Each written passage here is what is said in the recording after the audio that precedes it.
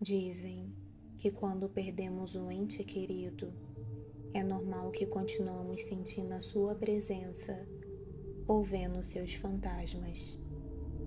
A saudade faz que a nossa mente fabrique imagens, sons e até cheiros, onde não é nada na realidade.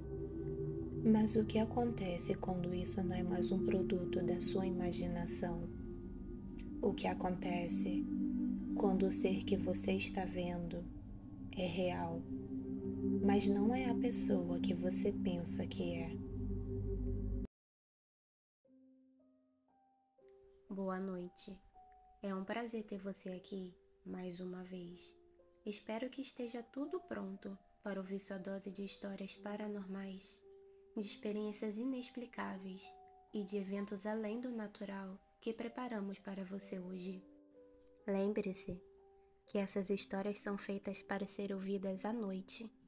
Então é hora de apagar a luz, pegar seu fone de ouvido e já deixar preparado o seu café, porque você está prestes a escutar sussurros noturnos.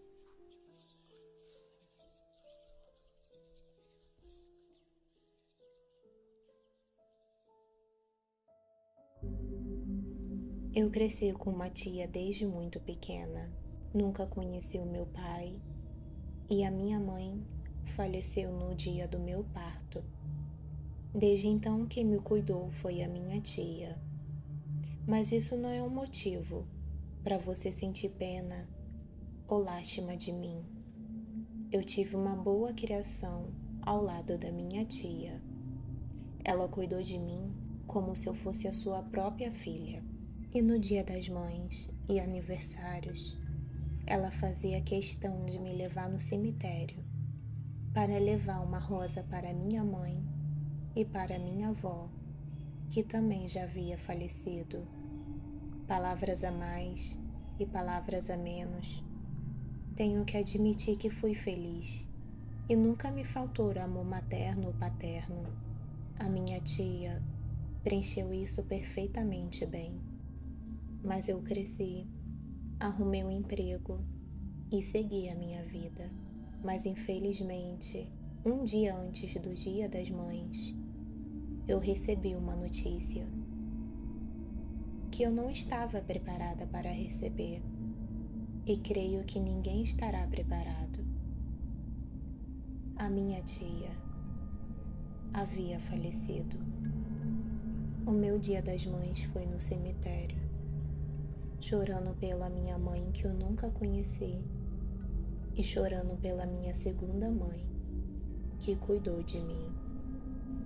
E por causa dessa tristeza, pensei que já estava imaginando coisas, porque depois que eu voltei do velório da minha tia e cheguei em casa, ouvi uma voz vindo da minha cozinha. Era uma voz baixa e serena. Era aquela mesma voz que cantava para mim quando eu era criança. Eu não queria acreditar nisso, mas com um pouco de medo e um pouco de confusão, e ao mesmo tempo com uma certa alegria por ouvi-la novamente e desejar que aquele dia fosse somente um pesadelo, eu tomei coragem e me aproximei da minha cozinha lentamente e reparei que tinha uma mulher na minha cozinha. Ela usava um vestido amarelo e uns sapatos marrons. Eu não queria acreditar nisso. Aquele vestido era o vestido que ela sempre usou, e aqueles sapatos foi eu que comprei de presente de aniversário para ela. Meus olhos começaram a lacrimejar e tudo o que eu queria era sair correndo para abraçá-la. Eu podia ouvir claramente como ela falava comigo, enquanto eu cortava alguma coisa ali na bancada. Ela me perguntava como foi o meu dia, como estava o meu trabalho, se eu estava me alimentando bem, porque me achava um pouco magra, se eu já tinha conhecido alguém, porque logo eu deveria dar uns netos para ela, porque ela se sentia muito sozinha em casa. Eu vi enquanto ela cortava alguma coisa, como passava todos os finais de semanas que ela vinha me visitar. Mas então ouvi o barulho da tábua parando. Mari, por que você não me responde? Você está com raiva de mim? Eu fui em direção a ela. Realmente estava pensando em me aproximar, mas eu parei alguns passos de onde estava, porque notei que algo não estava certo. Vi que seu cabelo estava solto, mas eu não reparei o único fio de cabelo branco que ela tinha. E aquele vestido amarelo parecia que estava muito grande nela. Eu não tinha notado essa magreza e aquela pele enrugada dela. Foi então que eu vi um dos meus gatos fazendo um som que eu nunca ouvi eles fazendo na minha casa. E isso me chamou a atenção. Mas quando eu me virei, eu pude reparar a minha tia também virando na minha direção. Não, essa ali não era minha tia. Então eu vi como meu gato estava parado no corredor, todo arrepiado, olhando em direção à cozinha, para onde estava minha tia. E no meio daquela confusão, eu olhei novamente para a cozinha, em direção à pia, que até aquele momento estava minha tia ali parada, mas agora não havia ninguém. Eu não entendi o que estava passando, porque eu tenho certeza que a minha tia estava ali e ela estava falando comigo, mas agora não havia ninguém. Eu estava sozinha com o meu gato. Foi a minha terapeuta que falou essa frase do início, que quando você sente falta de alguém que já morreu, a sua mente pode fazer você vê-las, ouvi-las ou senti-las. Então, o que aconteceu naquela noite, eu atribuí à minha dor. Mas aquela imagem ainda me perturbou muito. Cheguei a pensar que talvez a culpa que eu sentia por não estar com ela naqueles últimos momentos me fez ver uma imagem totalmente diferente do que realmente ela era. O que estava na minha cozinha era algo diferente. Era algo distorcido, horrível. Não era ela. Eu tentei. Eu realmente tentei fazer as pazes comigo mesma, acreditando que talvez fazendo isso, eu não teria que ver isso novamente. Mas infelizmente não foi assim. Dias depois daquele encontro, eu estava adormecida no meu sofá. Então ouvi a porta de um dos meus quartos se abrindo e o barulho de um dos meus gatos. Mas como eu estava adormecida, eu não dei muita importância. Pensei que talvez era o vento. Eu continuei deitada ali no meu sofá, mas pude sentir alguém vindo na minha direção. Eram os passos lentos, como se alguém andasse arrastando os pés se aproximando, até que chegou perto de mim. Eu comecei a me sentir nervosa e o sono já tinha ido embora.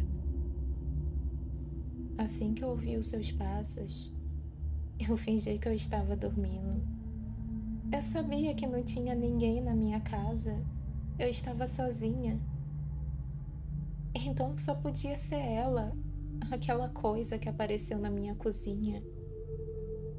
Eu fingi que eu estava dormindo. Eu não queria vê-la e não me atrevia a olhar, porque um intenso medo tomou conta de mim naquele momento. Mas eu senti quando ela se aproximou e se sentou ao meu lado. Minhas pernas estavam cobertas mas ainda assim eu podia sentir o toque gelado e o roçar dos seus dedos longos na minha pele. E à medida que aquela coisa me tocava, as minhas pernas ficaram adormecidas. Só pude fechar meus olhos quando a sua mão começou a tocar o meu cabelo. E ela começou a cantar uma música. Durou cerca de 2 minutos, mas parecia que era uma eternidade. Até que ela se levantou, foi caminhando pelo corredor e fechou uma porta atrás de si. Naquele momento eu só consegui respirar de alívio. Mas mesmo assim, eu não podia continuar ali no sofá. Eu tinha que me levantar. Não, eu não sei se era a porta do meu quarto ou se era a porta do escritório, mas assim que eu me senti segura, a primeira coisa que eu fui ver era se os meus gatos estavam bem.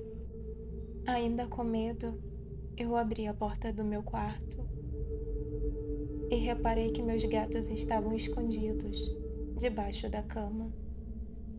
Então tomei coragem e fui até o meu escritório e acendi a luz. E vi uma cena que eu não esperava ver. Todos os papéis que estavam em cima da minha mesa estavam jogados no chão, e entre eles, como um mau presságio ou um mau agouro, estava um porta-retrato, que era uma foto que eu gostava muito. Era o primeiro dia que a minha tia me adotou. E quando eu peguei o porta-retrato, reparei que tinha alguma coisa em cima da imagem da minha tia. Peguei aquela bagunça e me sentei por um momento, pensando sobre tudo. Eu queria entender se na verdade tudo isso era produto da minha tristeza ou se havia outra explicação. Porque eu não sabia por que estava passando aquilo comigo e na minha casa. Meus dias se transformaram em um completo estado de alerta. Até hoje, só durmo com a ajuda de medicamentos. Me sinto fraca, não tenho vontade de fazer nada. E tudo isso é graças a algo que entrou na minha vida. E eu não sei como, não tenho certeza. Logo após essa experiência no sofá, resolvi que já era hora de voltar ao trabalho. E eu tinha que viajar. Teria que passar 3 dias longe. E sempre que passava isso, eu deixava os meus gatos com a minha tia. Mas como ela agora não está, eu sempre deixo uma cópia das chaves da minha casa com a minha vizinha, para ela dar de comer e beber aos meus gatos.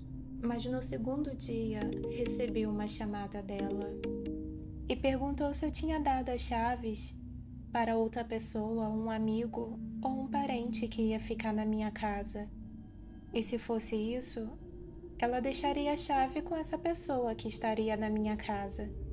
E eu falei que não tinha, que tinha dado somente a ela essas cópias. Então a dona Mercedes disse que ela tinha ido ao meu apartamento para alimentar os meus gatos, mas ficou um pouco surpresa porque ao abrir a porta e chamá-los, nenhum dos dois veio, como eles sempre faziam quando ouvia alguém abrindo a porta. Ela pensou que talvez os meus gatos estivessem dormindo e que comeriam mais tarde. Ela não queria ser atrevida em entrar na minha casa, mesmo eu falando com ela que ela poderia entrar. Sendo assim, ela deixou ração e trocou a água deles. Mas quando ela estava prestes a sair da minha casa, ela reparou que a porta do escritório se abriu. Ela pensou que talvez fossem os gatos e ela se aproximou e chamou eles, mas teve o mesmo resultado. Nenhum dos dois apareceram.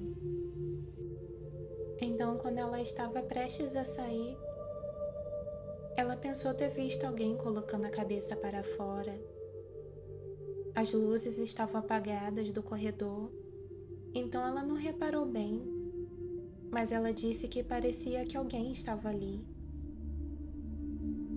Por isso que ela tinha me chamado. Ainda estou fora da sua casa, Maria. Tem certeza que você não deu as chaves para outra pessoa? Pois tinha alguém ali dentro. Eu vi como uma pessoa colocou a cabeça para fora e depois retornou para dentro do quarto. Te digo que tem alguém ali dentro. Quer saber? Eu vou falar com segurança do prédio para eles entrarem e verem quem entrou em seu apartamento. Depois que eu vi aquele barulho do outro lado da linha, como se algo tivesse quebrado, a linha ficou em silêncio.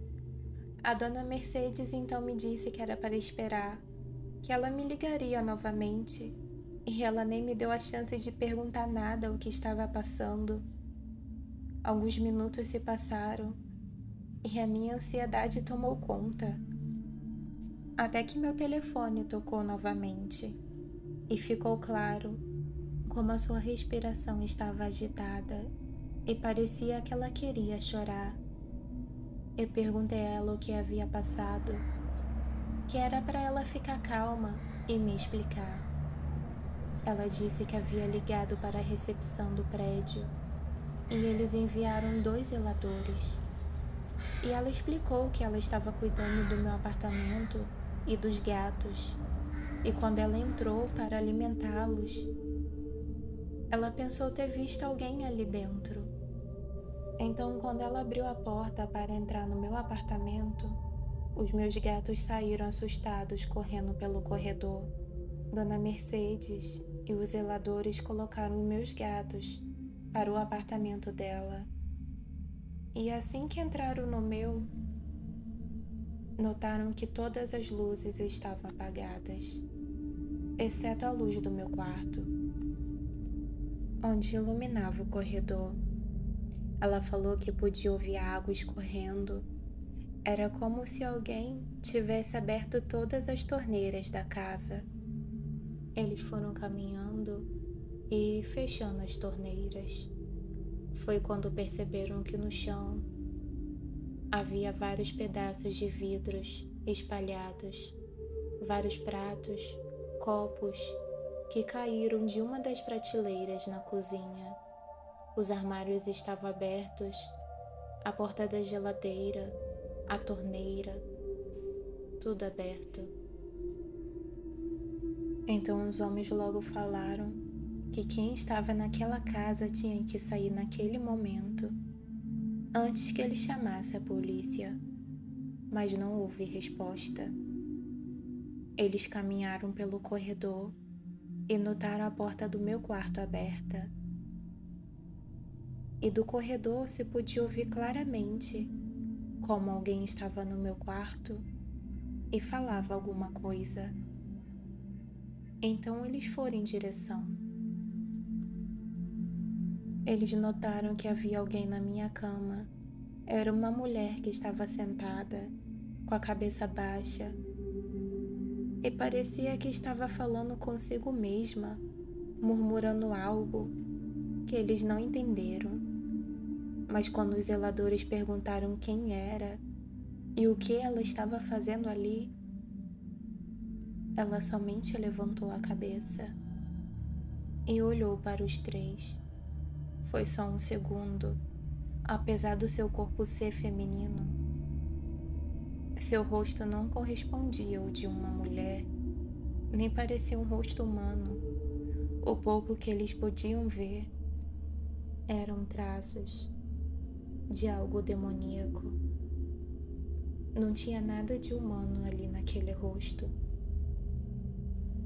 Todos saíram apavorados daquele lugar.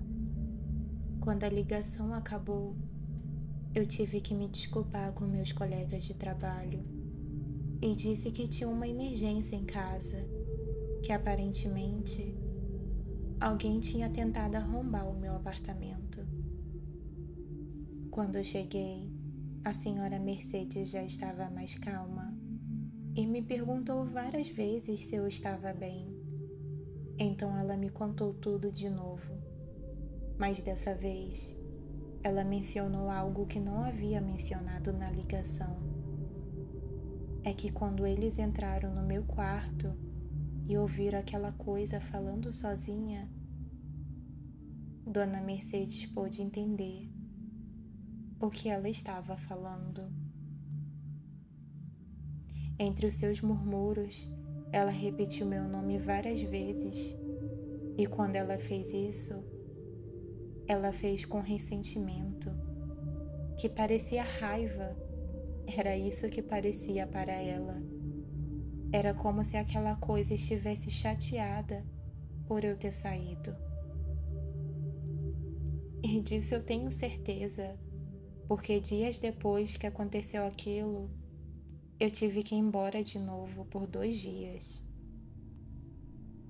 Só que dessa vez eu deixei os meus gatos na casa da Dona Mercedes. A casa estava um desastre completo. E sempre que eu passava um tempo fora, ou levava muito tempo para voltar, a minha casa era um completo inferno. A raiva que esse ser sentia quando eu não estava em casa me fez acreditar que talvez fosse porque ele não podia me acompanhar. Não podia sair da minha casa. Sim, quando eu descobri isso, eu comecei a gastar mais tempo longe de casa. Era praticamente fugir disso, mas não dá para passar o resto da minha vida fugindo, porque mais cedo ou mais tarde, tudo do que você foge te alcança, não vai te deixar, até que você enfrente isso. E foi isso que eu fiz. Eu comecei a desafiar aquela coisa. Eu sempre a via andando no corredor, indo de um lado ao outro, entrando em um quarto, saindo, fechando a porta. Mas eu sempre tentei desviar o olhar. O fato é que quanto mais tempo eu ficava fora de casa, mais ele ficava presente na minha vida. Ela começava a ficar mais física, ficava aparecendo pelos cômodos, ficava perto de mim. Era como se ela quisesse que eu a notasse. A situação já tinha se tornado insuportável. Eu já não aguentava mais. Mas uma noite, o miado desesperado do meu gato me acordou. Mas quando eu abri os meus olhos, eu pude ver a silhueta dela sentada ali, na cadeira que eu tenho no meu quarto, com a minha gata em seu colo. E no escuro, eu reparei aquele rosto que eu nunca tinha coragem de olhar até então. E naquele momento parecia que ela esboçava um sorriso. Era como se ela estivesse gostando daquilo. Quando eu vi o meu gato à mercê daquela coisa, eu não aguentei. Me levantei e comecei a gritar. Falei que era para ela ir embora, nos deixar em paz, que eu não queria ela na minha casa. Então meu gato pulou para cima da minha cama e eu corri para acender a luz. Mas a cadeira estava vazia. Mas quando eu vi isso, e vi que eu estava colocando a minha vida e a vida dos meus gatos em perigo, então eu resolvi encarar isso como algo além do meu controle e comecei a procurar ajuda. Pesquisei em sites que falava para acender incenso, jogar sal, fazer orações, mas nada funcionava. Eu nunca fui muito crente e nem católica, mas resolvi consultar um padre. Ele fez uma visita na minha casa e uma oração. Também chamei uns pastores e um grupo de oração de várias igrejas perto da minha casa, que eu prefiro não citar o nome, mas eles ungiram e fizeram uma oração. As cruzes e as velas e os incensos que eu espalhei pela minha casa me dão uma sensação que eu estou segura, mesmo sabendo que não é bem assim. Então eu comentei com uma amiga do meu trabalho o que estava passando na minha casa. Ela é espírita e ela falou que ia me visitar, mas quando ela chegou na minha casa, ela disse que já era tarde, que tudo o que eu já tinha feito não era suficiente, porque aquele ser se alimentou de mim, da minha tristeza, da minha raiva, do meu medo, da minha dor, do meu luto. Ela me disse que não importava o quanto eu tentasse me afastar ou o quanto eu tentasse afastá-lo de mim, que agora aquele ser estava ligado a mim, que as orações, a água abençoada e as velas me ajudariam um pouco. Ela me garantiu que a origem disso foi algo que eu trouxe comigo do cemitério. Em uma das minhas visitas, eu não sei qual que foi, se foi quando eu fui visitar a minha mãe ou no velório da minha tia, mas que esse ser, ele viu a minha vulnerabilidade um alvo fácil, um corpo para possuir, uma alma para consumir. Eu já não durmo e me sinto cada vez mais fraca. E eu não sei até quando isso vai acabar. E nem sei como vai acabar. Eu só sei que eu quero que pare. Ainda estou procurando um jeito ou algo para me ajudar a sair dessa situação, porque eu sinto que isso logo vai acabar com a minha vida, mais cedo ou mais tarde.